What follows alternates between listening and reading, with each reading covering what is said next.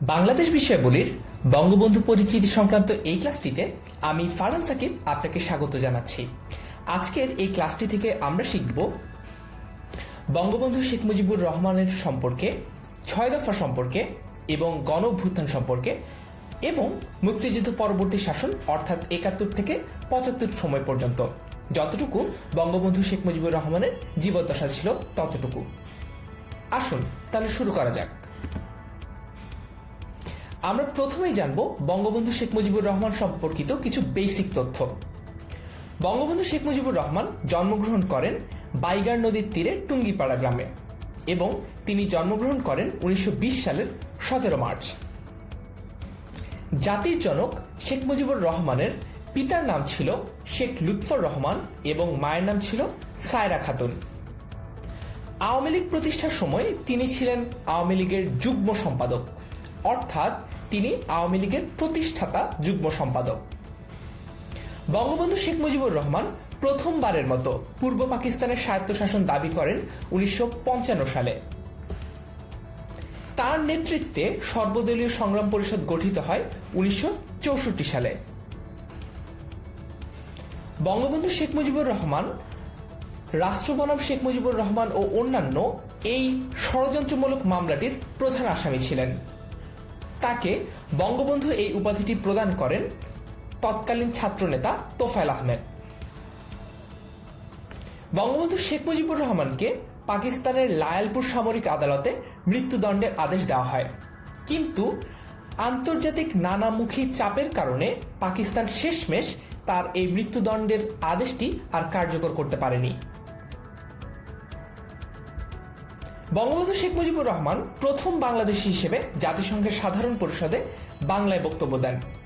আর বঙ্গবন্ধু শেখ মুজিবুর রহমানের সবচেয়ে বড় প্রতিকৃতিটি রয়েছে বাংলাদেশের যশোরে। আমরা যে ব্যাপারটি জানছিলাম যে বঙ্গবন্ধু শেখ মুজিবুর রহমানের কি দণ্ড দেওয়া হয়েছিল সেটি সম্পর্কে আরেকটু জেনে নেই। একেবারে প্রথম থেকে বঙ্গবন্ধুকে পাকিস্তানের ফয়সালাবাদের প্রধান কারাগার লায়ালপুর জেলে রাখা হয়েছিল। সেখানে আগস্ট মাসের মাঝামাঝি সামরিক আদালতে তার বিচার শুরু হয়। বিচারের রায় দেওয়া হয় ৩ ডিসেম্বর। দোষী সাব্যস্ত করে বঙ্গবন্ধুকে ফাঁসির দণ্ড দেওয়া হয়। এরপর তাকে লায়ালপুর কারাগার থেকে নিয়ে যাওয়া হয় পাঞ্জাবের মিয়ানওয়ালি জেলে। কিন্তু যেটা বললাম, আন্তর্জাতিক নানামুখী চাপের কারণে এবং যুদ্ধে পাকিস্তানের কোণঠাসা পরিস্থিতির কারণে পাকিস্তান আর শেষমেশ বঙ্গবন্ধু শেখ মুজিবুর রহমানের যে মৃত্যুদণ্ডটি সেটি কার্যকর করতে পারেনি। তারপর এখন আমরা বঙ্গবন্ধু সম্পর্কিত কিছু সাল ভিত্তিক তথ্য জেনে নিব। আসুন তাহলে শুরু করা যাক। ১৯৪২ সালে বঙ্গবন্ধু শেখ মুজিবুর রহমান কলকাতা ইসলামিয়া কলেজে ভর্তি হন। তারও আগে থেকে অর্থাৎ ১৯৩৭ সাল থেকেই বঙ্গবন্ধু কিন্তু ছাত্র রাজনীতির সাথে যুক্ত ছিলেন। ১৯৪৭ সালে বঙ্গবন্ধু শেখ মুজিবুর রহমান বিএ পরীক্ষা পাশ করেন। ১৯৪৮ সালে ঢাকা বিশ্ববিদ্যালয়ের আইন বিভাগে ভর্তি হন তিনি। ১৯৪৮-এর ১১ মার্চের হরতাল কর্মসূচিতে যুবক শেখ মুজিব এতটাই উৎসাহিত ও উদ্বেলিত হয়েছিলেন যে এই হরতাল কর্মসূচি তার জীবনের গতিধারা নতুনভাবে প্রবাহিত করে। মোনায়েম সরকার সম্পাদিত বাংলা একাডেমি কর্তৃক প্রকাশিত বঙ্গবন্ধু শেখ মুজিবুর রহমান জীবন ও রাজনীতি শীর্ষক গ্রন্থে বলা হয়েছে, স্বাধীন পাকিস্তানের রাজনীতিতে এটি তার প্রথম গ্রেপ্তার হওয়া। শেখ মুজিবুর রহমান আন্দোলনে জড়িত থাকার কারণে ১৯৪৯ সালেও দুবার গ্রেপ্তার হন। ১৯৪৯ সালে চতুর্থ শ্রেণীর কর্মচারীদের বেতন বৃদ্ধির আন্দোলনে যুক্ত থাকায় তাকে ঢাকা বিশ্ববিদ্যালয় কর্তৃপক্ষ বহিষ্কার করে। পরবর্তীতে তার কাছে সুযোগ ছিল এই কর্তৃত্বপরায়ণ কর্তৃপক্ষের কাছে মুচলেকা দিয়ে তার বহিষ্কারাদেশটি প্রত্যাহার করানোর, কিন্তু প্রচণ্ড আত্মসম্মান বোধ সম্পন্ন বঙ্গবন্ধু শেখ মুজিবুর রহমান এই কাজটি করেননি। অর্থাৎ তিনি তার এই বহিষ্কারাদেশের যে ব্যাপারটি ছিল সেটি প্রত্যাহার করার কোনো চেষ্টাই করেননি। অর্থাৎ বুঝতেই পারছি কতটুকু দৃঢ়চেতা এবং আত্মসম্মান বোধ সম্পন্ন মানুষ ছিলেন বঙ্গবন্ধু শেখ মুজিবুর রহমান। ১৯৫২ সালের ভাষা আন্দোলনে শেখ মুজিবুর রহমান জেলে ছিলেন। ব্যক্তিগতভাবে রাজনৈতিক ময়দানে অনুপস্থিত থাকলেও জেলে বসে তিনি নিয়মিত আন্দোলনকারীদের সঙ্গে যোগাযোগ রাখতেন এবং প্রয়োজনীয় নির্দেশনা প্রদান করতেন। 1954 সালে বঙ্গবন্ধু শেখ মুজিবুর রহমান যুক্তফ্রন্ট মন্ত্রিসভার কৃষি, ঋণ, সমবায় ও পল্লী উন্নয়ন মন্ত্রী হিসেবে নিযুক্ত হন।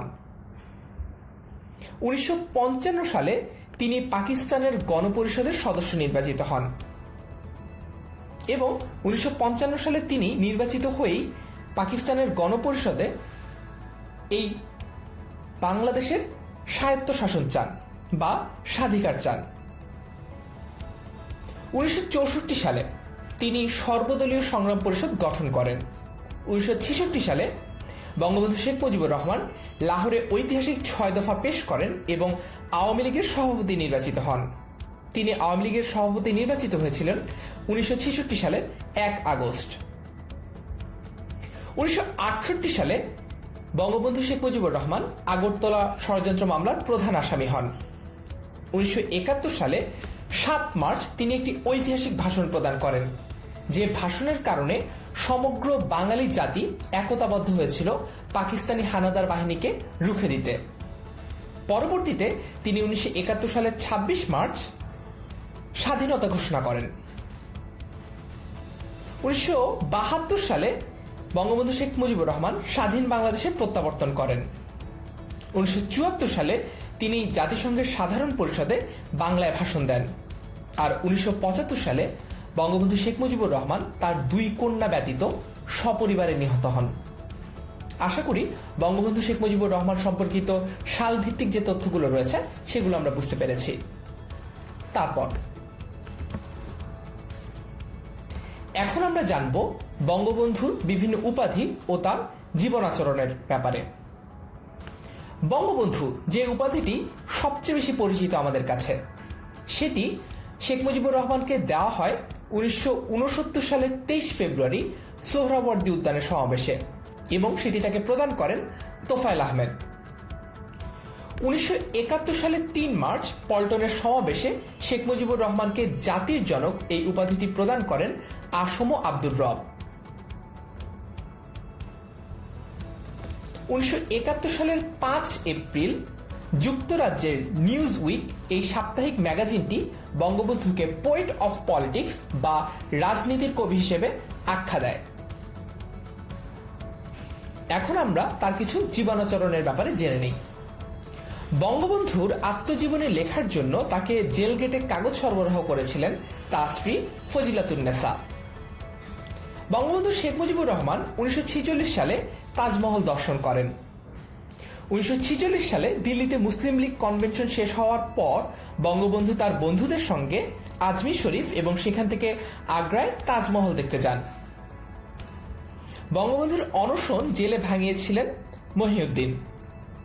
1952 সালে বঙ্গবন্ধু শেখ মুজিবুর রহমান কারাগারে ছিলেন। অসুস্থতার কারণে বন্দিদশাতেই তিনি ঢাকা মেডিকেলে ছিলেন। সেখানে তিনি তার নেতৃবৃন্দের সাথে কথা বলেন এবং 21 ফেব্রুয়ারিতে প্রতিবাদের দিন স্থির করা হয় এবং তিনি নিজে 16 ফেব্রুয়ারি থেকে অনশন শুরু করেন রাজবন্দী থেকে মুক্তির জন্য।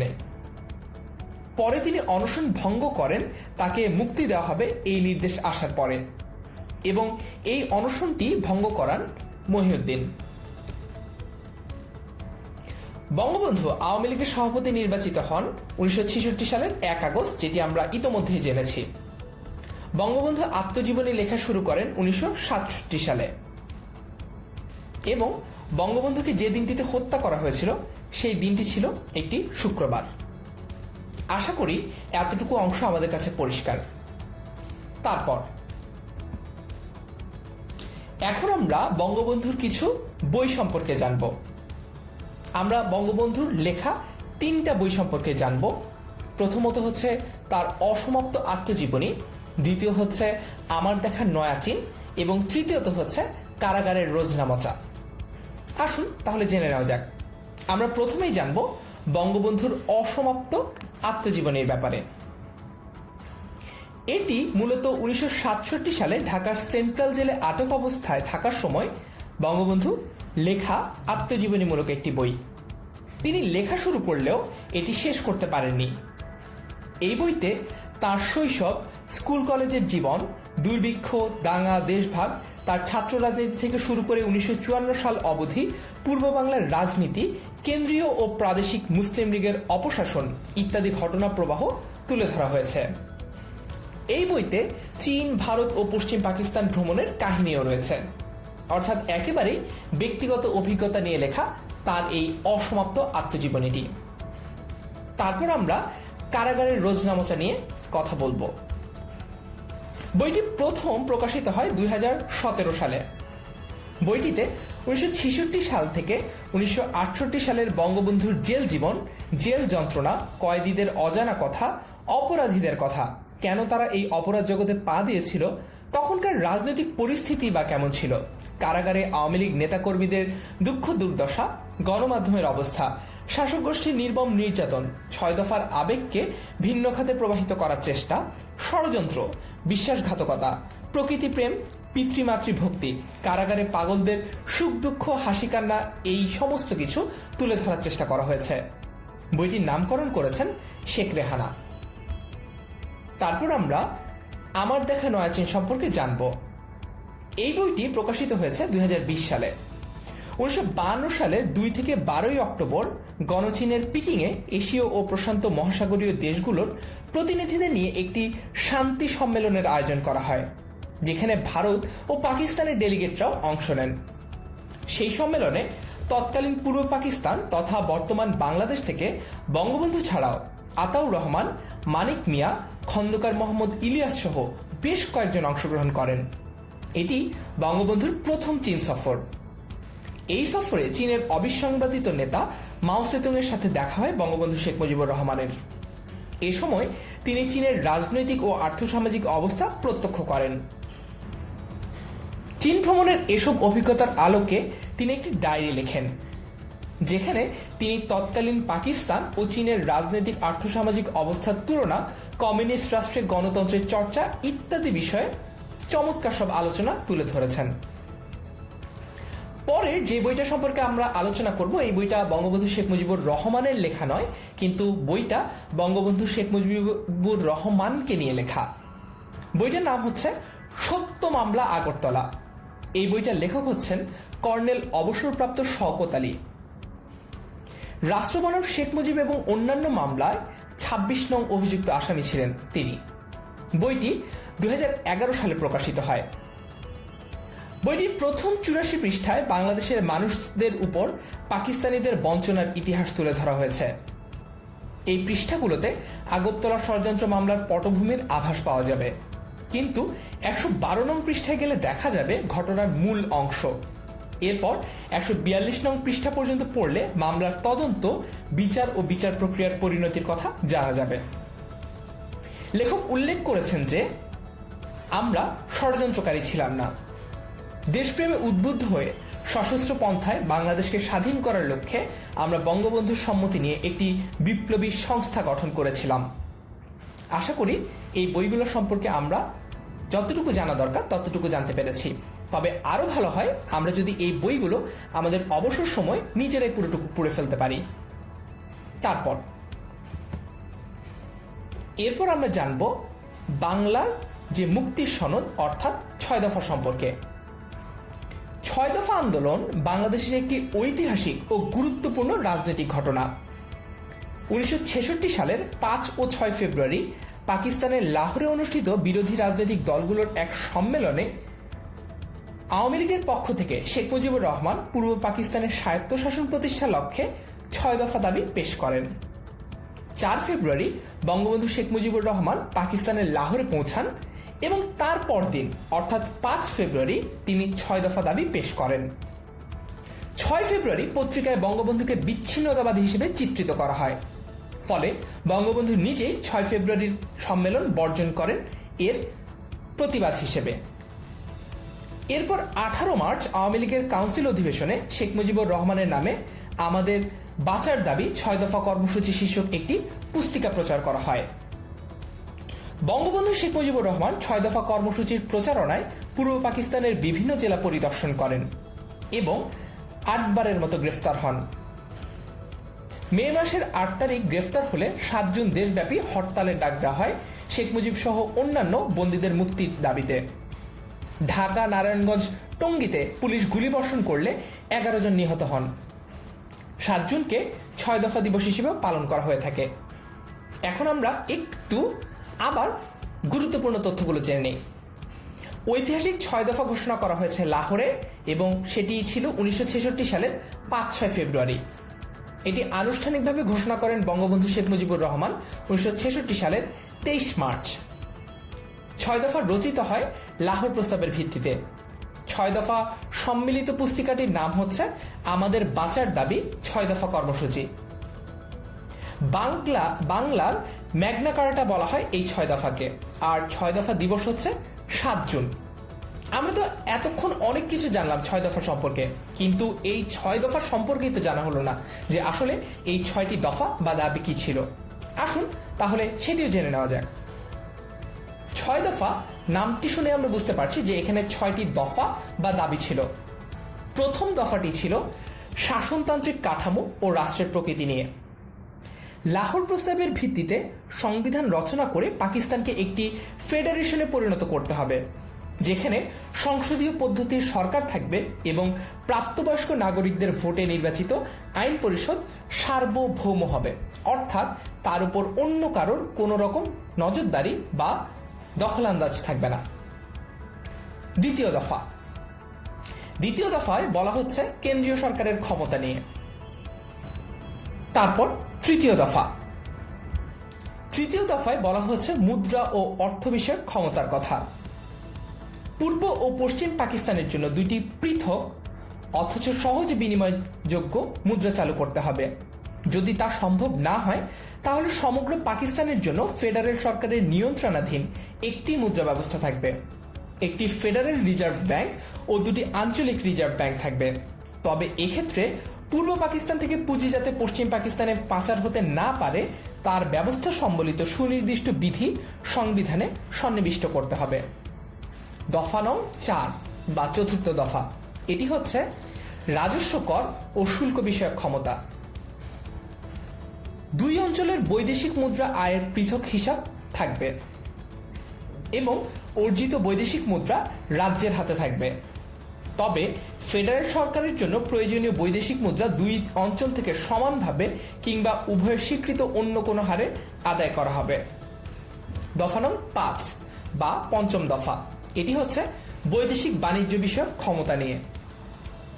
2 অংশের মধ্যে দেশীয় পণ্য বিনিময়ে কোনো শুল্ক ধার্য করা হবে না এবং রাজ্যগুলো যাতে যে কোনো বিদেশি রাষ্ট্রের সঙ্গে বাণিজ্যিক সম্পর্ক স্থাপন করতে পারে সংবিধান তার বিধান রাখতে হবে। দফা নং 6 বা ষষ্ঠ দফা, এটি হচ্ছে আধা সামরিক বাহিনী গঠনের ক্ষমতা সংক্রান্ত একটি দফা। প্রতিরক্ষায় পূর্ব পাকিস্তানকে স্বাবলম্বী করার লক্ষ্যে আধা সামরিক রক্ষী বাহিনী গঠন করা হবে। পূর্ব পাকিস্তানের অস্ত্র কারখানা স্থাপন করা হবে এবং কেন্দ্রীয় নৌবাহিনীর সদর দফতর পূর্ব পাকিস্তানে স্থাপন করতে হবে। এগুলোই ছিল বঙ্গবন্ধু শেখ মুজিবুর রহমানের উত্থাপিত 6 দফার 6টি দাবি। আশা করি পরিষ্কার হয়েছে। এরপর আমরা জানব 1969 সালের গণ অভ্যুত্থান সম্পর্কে।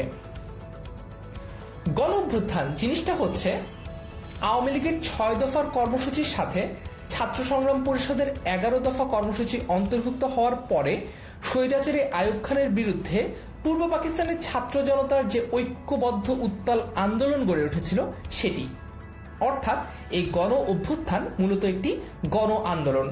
নিজেদের অধিকার, নিজেদের যে সংগ্রাম রয়েছে সেই সংগ্রামকে সমুন্নত করার জন্য। গণ অভ্যুত্থান চলাকালীন পূর্ব পাকিস্তানের গভর্নর ছিলেন মোনেম খান। সর্বদলীয় ছাত্র সংগ্রাম পরিষদ গঠন করা হয় 1969 সালে। যেই সর্বদলীয় ছাত্র সংগ্রাম পরিষদ এই গণ অভ্যুত্থানের আগুনে অনেক জ্বালানি জুগিয়েছিল। পূর্ব পাকিস্তানের নাম বাংলাদেশ করা হয় 5 ডিসেম্বর 1969 সালে এবং এই বাংলাদেশের নামকরণ করেন জাতির জনক শেখ মুজিবুর রহমান। শেখ মুজিবুর রহমানকে জাতির জনক ঘোষণা করা হয় 1971 সালের 3 মার্চ। আর এই যে গণ অভ্যুত্থান নিয়ে আমরা কথা বলছি, এই গণ অভ্যুত্থান দিবসটি হচ্ছে 24 জানুয়ারি। তারপর এখন আমরা এই গণঅভ্যুত্থানের শহীদদের পরিচয় সম্পর্কে জানব। আমরা জানব আমানুল্লাহ মোহাম্মদ আসাদুজ্জামানের কথা, আমরা জানব ডক্টর শামসুজ্জোহার কথা, আমরা জানব মতিউর রহমান মল্লিকের কথা এবং আমাদের সবারই পরিচিত সার্জেন্ট জহুরুল হকের কথা। আসুন তাহলে তাদের পরিচয়গুলো একটু সংক্ষেপে জেনে নেওয়া যাক। প্রথমেই আমরা জানব আসাদুজ্জামানের পরিচয়। শহীদ আসাদ 1942 সালের 10 জুন নরসিংদী জেলার শিবপুর উপজেলার ধানুয়া গ্রামে জন্মগ্রহণ করেন। ঢাকার সিটি ল কলেজে তিনি 1968 সালে আরও ভালো ফলাফলের জন্য দ্বিতীয়বারের মতো MA বা স্নাতকোত্তর ডিগ্রি অর্জনের চেষ্টা করছিলেন। 1969 সালে মৃত্যুকালীন সময় তিনি ঢাকা বিশ্ববিদ্যালয়ের ইতিহাস বিভাগে MA শেষ বর্ষের শিক্ষার্থী ছিলেন। শহীদ আসাদ তৎকালীন ঢাকা হল, যেটির বর্তমান নাম হচ্ছে শহীদুল্লাহ হল, সেই হলের পূর্ব পাকিস্তান ছাত্র ইউনিয়নের সভাপতি হিসেবে এবং পূর্ব পাকিস্তান ছাত্র ইউনিয়ন ইপসু মেনন গ্রুপের সভাপতি হিসেবে দায়িত্ব পালন করছিলেন। 20 জানুয়ারি 1969 সালে দুপুরবেলা ছাত্রদের নিয়ে ঢাকা মেডিকেল কলেজের পাশে চানখারপুল এলাকায় মিছিল অগ্রসর হচ্ছিল। সেখানে আসাদুজ্জামানও ছিলেন।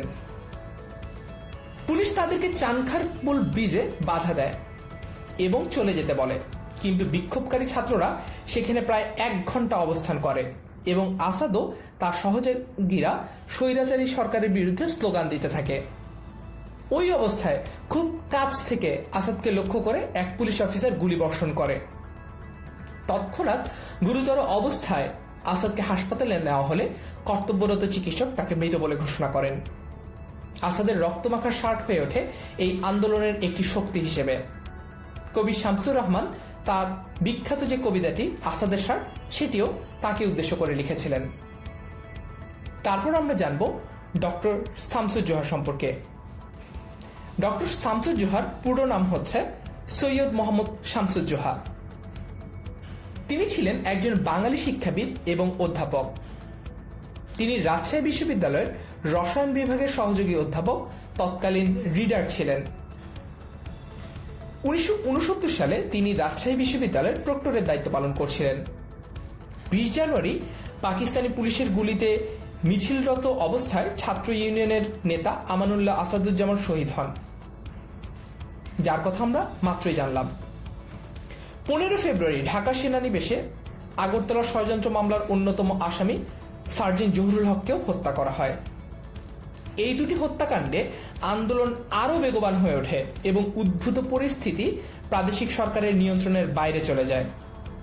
18 ফেব্রুয়ারির রাজশাহী বিশ্ববিদ্যালয়ের ছাত্ররা 144 ধারা ভঙ্গ করে মিছিল করার চেষ্টা করে। আন্দোলনকারীরা এই মিছিল বের করার সময় অনেক ছাত্রের জীবননাশের আশঙ্কা থাকায় প্রক্টর শামসুজ্জোহা নিজের পরিচয় দিয়েছিলেন সেখানে কর্তব্যরত সেনা সদস্যদের, কিন্তু সেই সেনা সদস্যদের দ্বারা ছোড়া গুলিতেই তিনি নিহত হন। এরপর আমরা জানব সার্জেন্ট জহুরুল হক সম্পর্কে। সার্জেন্ট জহুরুল হক 1935 সালের 9 ফেব্রুয়ারি নোয়াখালী জেলার সোনাপুর গ্রামে জন্মগ্রহণ করেন। তিনি বিমান বাহিনীর একজন সার্জেন্ট ছিলেন। তিনি রাষ্ট্রবনাম শেখ মুজিব এবং অন্যান্য মামলার 17 নং আসামি ছিলেন। তাকে 1967 সালের ডিসেম্বর মাসে গ্রেফতার করা হয়। 1968 সালে 2 জন CSP অফিসার সহ 28 জনকে গ্রেফতার করা হয়। 17 জানুয়ারি বঙ্গবন্ধুকে গ্রেফতার করা হয়। সার্জেন্ট জহুরুল হক বন্দিনিবাসে থাকাকালীন তাকে প্রহরার দায়িত্বে নিয়োজিত পাকিস্তানি সৈনিকের হাতে থাকা রাইফেলের গুলিতে বিদ্ধ হন 15 ফেব্রুয়ারি। বাংলাদেশ স্বাধীন হওয়ার পর ঢাকা বিশ্ববিদ্যালয়ের ইকবাল হলের নাম তার নামে সার্জেন্ট জহুরুল হক বলে নামকরণ করা হয়। আশা করি এই 3 জনের পরিচয় আমরা ঠিকমতো বুঝতে পেরেছি। তারপর আমরা জানব মতিউর রহমান মল্লিকের কথা। তার জন্ম হয়েছিল ঢাকায় 1953 সালের 24 ফেব্রুয়ারি। 1969 সালের 20 জানুয়ারি কারফিউ ভেঙে ছাত্ররা মিছিল বের করলে পুলিশ সেই মিছিলে গুলি চালায়। 24 জানুয়ারি ঢাকায় আবার মিছিল হয় এবং সেই মিছিলে গুলি করলে নিহত হন মতিউর রহমান মল্লিক। মৃত্যুর সময় শহীদ মতিউর ঢাকা নবকুমার ইনস্টিটিউটের মাত্র নবম শ্রেণীর শিক্ষার্থী ছিলেন। স্বাধীনতা ও মুক্তিযুদ্ধে বিশেষ অবদানের জন্য 2018 সালে তিনি মরণোত্তর স্বাধীনতা পদক পান। আশা করি গণ অভ্যুত্থানের শহীদদের সম্পর্কে আমরা চমৎকার একটা ধারণা পেয়েছি। তারপর এখন আমরা জানব মুক্তিযুদ্ধ পরবর্তী শাসন সম্পর্কে, অর্থাৎ 1972 থেকে 1975 সালে বাংলাদেশ কেমন ছিল সেই সম্পর্কে আমরা মোটামুটি জানার চেষ্টা করব। 1972 সালে কেমন ছিল বাংলাদেশ, আসুন সেটি জেনে নেওয়া যাক। 1972 সালের 8 জানুয়ারি বঙ্গবন্ধু শেখ মুজিবুর রহমানের 9 মাসের অধিক সময়ের কারাবাসের অবসান ঘটে। 10 জানুয়ারি তিনি পাকিস্তান থেকে মুক্ত হয়ে লন্ডন ও দিল্লি হয়ে ঢাকা প্রত্যাবর্তন করেন। 18 জানুয়ারি ANM হামিদুল্লাহ বাংলাদেশ ব্যাংকের প্রথম গভর্নর হিসেবে দায়িত্ব লাভ করেন। 25 ফেব্রুয়ারি মাওলানা ভাসানী কর্তৃক স্বাধীন বাংলাদেশের প্রথম পত্রিকা সাপ্তাহিক হক কথা প্রকাশিত হয়। হক কথা সাপ্তাহিক পত্রিকাটি পরবর্তীতে নিষিদ্ধ করা হয় সরকার বিরোধী প্রচারণার জন্য। এর সম্পাদক ছিলেন তখন সৈয়দ ইরফানুল বারী। 12 মার্চ বঙ্গবন্ধু শেখ মুজিবুর রহমানের অনুরোধে ভারতীয় মিত্রবাহিনী বাংলাদেশ ত্যাগ করে। অর্থাৎ বোঝাই যাচ্ছে যে বাংলাদেশ স্বাধীন হয়ে গেছে 16 ডিসেম্বর, কিন্তু তারপরেও 12 মার্চ পর্যন্ত, অর্থাৎ পরের বছরের 12 মার্চ পর্যন্ত মিত্রবাহিনী কিন্তু বাংলার ভূমি ত্যাগ করেনি। পরবর্তীতে বঙ্গবন্ধু শেখ মুজিবুর রহমানের অনুরোধে তারা বাংলাদেশ ত্যাগ করে। 19 মার্চ ভারত ও বাংলাদেশের মধ্যে শান্তি ও সহযোগিতা বৃদ্ধির লক্ষ্যে 25 বছর মেয়াদী একটি মৈত্রী চুক্তি স্বাক্ষরিত হয়, যা বাংলাদেশ ভারত মৈত্রী চুক্তি নামে পরিচিত। তারপর 1972 সালের জুন মাসে জিয়াউর রহমান বাংলাদেশ সেনাবাহিনীর ডেপুটি চিফ অফ স্টাফ হিসেবে নিযুক্ত হন। 1972-এর 15 জুলাই বাংলাদেশ ফুটবল ফেডারেশন বা বাফুফে প্রতিষ্ঠিত হয়। 1972-এর 31 অক্টোবর একটি নতুন রাজনৈতিক দল গঠিত হয়, সেটি হচ্ছে জাতীয় সমাজতান্ত্রিক দল বা জাসদ। 4 নভেম্বর বাংলাদেশ সংবিধানের খসড়া জাতীয় সংসদে গৃহীত হয়। 16 ডিসেম্বর 1972 সালের 16 ডিসেম্বর অর্থাৎ বিজয় দিবসের প্রথম বার্ষিকী থেকে বাংলাদেশের সংবিধান কার্যকর হয়। 1972-এর 29 ডিসেম্বর শেখ মুজিবুর রহমানের সরাসরি তত্ত্বাবধানে রেজুলেশনের মাধ্যমে জাতীয় নিরাপত্তা গোয়েন্দা সংস্থা প্রতিষ্ঠিত হয়। জাতীয় নিরাপত্তা গোয়েন্দা সংস্থা বা NSI বাংলাদেশের বৃহত্তম গোয়েন্দা সংস্থা। এটি প্রধানমন্ত্রীর সরাসরি তত্ত্বাবধানে কাজ করে। এরপর আমরা জানব 1973 সালে বাংলাদেশে কি কি হয়েছিল সেগুলো সম্পর্কে। 1973 সালের 7 জানুয়ারি পার্বত্য চট্টগ্রামের পাহাড়ি জনগোষ্ঠীর রাজনৈতিক সংগঠন শান্তি বাহিনী প্রতিষ্ঠার ঘোষণা দেওয়া হয়। 27 ফেব্রুয়ারি বাংলাদেশ পরমাণু শক্তি কমিশন সংস্থাটি প্রতিষ্ঠিত হয়। 7 মার্চ প্রথম বাংলাদেশের সাধারণ নির্বাচন অনুষ্ঠিত হয়। বাংলাদেশ আওয়ামী লীগ সংখ্যাগরিষ্ঠতা অর্জন করে।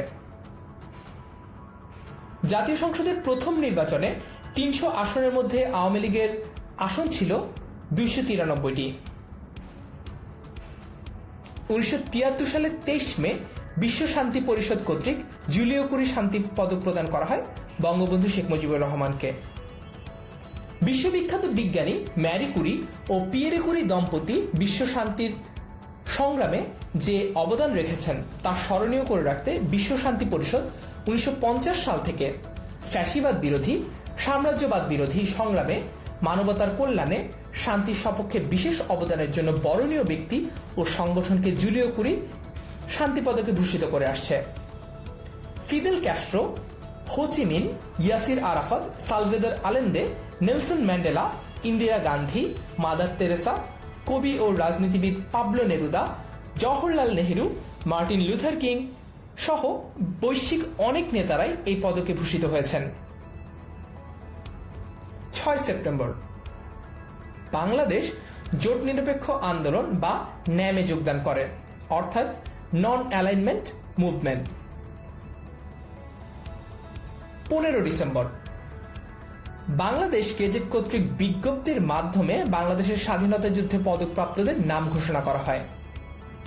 1973 সালের 24 ডিসেম্বর বাংলাদেশের দ্বিতীয় রাষ্ট্রপতি বিচারপতি আবু সাইদ চৌধুরী 1973 সালের 24 ডিসেম্বর পদত্যাগ করেন এবং তৎকালীন জাতীয় সংসদের স্পিকার মোহাম্মদুল্লাহ অস্থায়ী রাষ্ট্রপতির দায়িত্ব পালন করেন। বিচারপতি আবু সাইদ পদত্যাগ করেন 1973 সালে এবং একজন মন্ত্রী পদমর্যাদার বৈদেশিক সম্পর্ক বিষয়ক বিশেষ দূত হিসেবে নিযুক্ত হন। তিনি 1969 সালে ঢাকা বিশ্ববিদ্যালয়ের উপাচার্য হিসেবে নিযুক্ত হয়েছিলেন। 1971 সালে তিনি জাতিসংঘের মানবাধিকার কমিশনের অধিবেশনে যোগ দেওয়ার জন্য জেনেভায় অবস্থান করছিলেন। পাকিস্তানি বাহিনীর বর্বরতা দেখে তিনি মর্মাহত হয়ে উপাচার্য পদ থেকে পদত্যাগ করেন। তারপর এখন আমরা জানব কেমন ছিল 1974-এর বাংলাদেশ। 1974 সালের 11 জানুয়ারি কুমিল্লায় প্রথম মিলিটারি একাডেমি প্রতিষ্ঠা করা হয়। 18 জানুয়ারি 1974 সালের 18 জানুয়ারি আবুল হাসনাত মোহাম্মদ কামারুজ্জামান মন্ত্রিপরিষদ থেকে পদত্যাগ করেন এবং আওয়ামী লীগের সভাপতির দায়িত্ব গ্রহণ করেন। মোহাম্মদ কামারুজ্জামান বাংলাদেশের প্রথম স্বরাষ্ট্রমন্ত্রী ছিলেন। তিনি জাতীয় চার নেতার একজন। মুক্তিযুদ্ধের সময় অস্থায়ী সরকারের স্বরাষ্ট্র, কৃষি এবং ত্রাণ ও পুনর্বাসন মন্ত্রীর দায়িত্বপ্রাপ্ত ছিলেন তিনি। 1974 সালে তিনি মন্ত্রিসভা থেকে পদত্যাগ করেন এবং আওয়ামী লীগের 10ম কাউন্সিলে সভাপতি নিযুক্ত হন। এই কাউন্সিলে সিদ্ধান্ত নেওয়া হয় যে প্রধানমন্ত্রী এবং মন্ত্রিসভার সদস্যরা দলের পদে থাকতে পারবে না, তাই বঙ্গবন্ধু সভাপতির পদ থেকে পদত্যাগ করেন এবং সভাপতি হন কামারুজ্জামান। সাধারণ সম্পাদক হন জিল্লুর রহমান। তারপর 19 ফেব্রুয়ারি জাতীয় সংস্কৃতির গৌরবময় বিকাশকে জাতীয় আন্দোলন হিসেবে গড়ে তুলতে বাংলাদেশ শিল্পকলা একাডেমি অ্যাক্ট 1974 অর্থাৎ অ্যাক্ট নং 31 অফ 1974 অনুসারে বাংলাদেশ শিল্পকলা একাডেমি প্রতিষ্ঠিত হয়। 9 এপ্রিল যুদ্ধোত্তর মানবাধিকার বিষয়ে বাংলাদেশ, ভারত ও পাকিস্তানের মধ্যে একটি ত্রিদেশীয় চুক্তি স্বাক্ষরিত হয়। 1974 সালের এই ত্রিদেশীয় চুক্তিতে ছিল বাংলাদেশে আটকে পড়া পাকিস্তানিদের ফিরিয়ে নেবে পাকিস্তান। 71-এ মুক্তিযুদ্ধ শেষে 195 জন পাকিস্তানি যুদ্ধবন্দী সেনা কর্মকর্তার বিরুদ্ধে গণহত্যা সংগঠনের তথ্য প্রমাণ সংগ্রহ করে বাংলাদেশ। তবে 1974 সালের 9 এপ্রিল ভারতের রাজধানী নয়াদিল্লিতে স্বাক্ষরিত একটি ত্রিপক্ষীয় চুক্তির পরিপ্রেক্ষিতে ওই 195 জন যুদ্ধবন্দীকে ফেরত দেয় বাংলাদেশ। বাংলাদেশ, ভারত ও পাকিস্তান এই ত্রিদেশীয় চুক্তিতে স্বাক্ষর করেছিল। 1974 সালের 17 সেপ্টেম্বর বাংলাদেশ জাতিসংঘে যোগদান করে।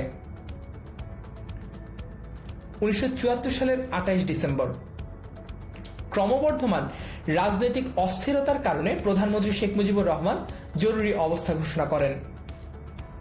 এই রাজনৈতিক অস্থিরতার পালে হাওয়া জুগিয়েছিল 1974-এর দুর্ভিক্ষ। ইতিহাসবিদ মুনতাসির মামুন তার বক্তব্যে বলেছেন যে 1973-74 সাল থেকে বঙ্গবন্ধুর পরিবার পরিজনকে নিয়ে ছড়াতে থাকে নানামুখী গুজব। রটনা ছিল প্রধানত দুই ধরনের: 1, ক্ষমতা করায়ত্তকরণ এবং 2, দুর্নীতি। 1974 সালের জরুরি অবস্থা ঘোষণার পটভূমি এ কারণে যৌক্তিকতা ছিল বৈকি, কিন্তু যৌক্তিকতা যাই থাকুক না কেন এই ঘোষণা চরম আঘাত এনেছিল সুশীল সমাজের কাছে। কারণ তার মাত্র 2 বছর আগেই সংবিধানে গুরুত্ব আরোপ করা হয়েছিল মৌলিক অধিকার ও সংশ্লিষ্ট বিষয়গুলোর ওপর। জরুরি অবস্থার অন্তিম লক্ষ্য ছিল একদলীয় শাসন, যা আবার ছিল গণতান্ত্রিক ব্যবস্থার উপর আঘাত। এই পরিস্থিতির বিরুদ্ধে তার প্রথম পদক্ষেপ ছিল 1974 সালের 28 ডিসেম্বর রাষ্ট্রপতিকে দিয়ে দেশে জরুরি অবস্থা ঘোষণা করানো। রাষ্ট্রপতি ওই দিন এক অধ্যাদেশ বলে দেশে জরুরি অবস্থা ঘোষণা করেন এবং মৌলিক অধিকারসমূহ স্থগিত বলে ঘোষণা করা হয়। এটি হচ্ছে ইতিহাসবিদ মুনতাসির মামুনের বক্তব্য। আশা করি আপনারা বুঝতে পারছেন যে তৎকালীন বাংলাদেশের পরিস্থিতি কেমন ছিল। তারপর এখন আমরা জানব 1975 সালের বাংলাদেশ সম্পর্কে। কেমন ছিল 1975 সালের বাংলাদেশ? তৎকালীন রাজনৈতিক অবস্থা কিরকম ছিল সেটি সম্পর্কে আমরা একটু জেনে নিই। 1975 সালের 25 জানুয়ারি সংবিধানের 4th সংশোধনীর মাধ্যমে সংসদীয় পদ্ধতির রদ ও রাষ্ট্রপতি শাসিত শাসন ব্যবস্থা প্রতিষ্ঠিত হয়। সংসদীয় শাসন পদ্ধতির পরিবর্তে রাষ্ট্রপতি শাসিত শাসন ব্যবস্থা এটি চালু করা হয় এবং বহুদলীয় রাজনীতির পরিবর্তে একদলীয় রাজনীতির প্রবর্তন করা হয়, অর্থাৎ বাংলাদেশ কৃষক শ্রমিক আওয়ামী লীগ বা বাকশাল গঠন করা হয়। 24 ফেব্রুয়ারি বাকশাল তৎকালীন বাংলাদেশের একমাত্র বৈধ রাজনৈতিক দল হিসেবে প্রতিষ্ঠা লাভ করে। বঙ্গবন্ধু শেখ মুজিবুর রহমান অন্যান্য রাজনৈতিক দলগুলো ভেঙে দিয়ে এই বাকশাল নামে জাতীয় রাজনৈতিক দল গঠন করেন। তিনি নিজে এই দলের চেয়ারম্যান হন এবং সম্পাদক হন এম মনসুর আলী। বাকশাল গঠন করার মাধ্যমে বঙ্গবন্ধু দ্বিতীয় বিপ্লবের ডাক দেন। বঙ্গবন্ধুর প্রথম বিপ্লব ছিল স্বাধীনতা। বিশ্ব মানচিত্রে তিনি বাংলাদেশ নামক একটি স্বাধীন দেশ উপহার দিয়েছেন, আর দ্বিতীয় বিপ্লব হচ্ছে সেই স্বাধীন দেশের মানুষের সার্বিক মুক্তি। তার মতে সাবেকি কাঠামো না ভাঙলে জনগণের মুক্তি আসবে না। তারপর 1975 সালের 15 আগস্ট বঙ্গবন্ধু শেখ মুজিবুর রহমান সপরিবারে হত্যার শিকার হন। 1975 সালের 15 আগস্ট ছিল শুক্রবার। খন্দকার মোশতাক আহমেদের পৃষ্ঠপোষকতায় কিছু মধ্যম সারির অর্থাৎ মেজর, ক্যাপ্টেন এরকম র্যাঙ্কের সেনা অফিসারদের মাধ্যমে 15 আগস্টের এই নির্মম হত্যাকাণ্ডটি সংগঠিত হয়।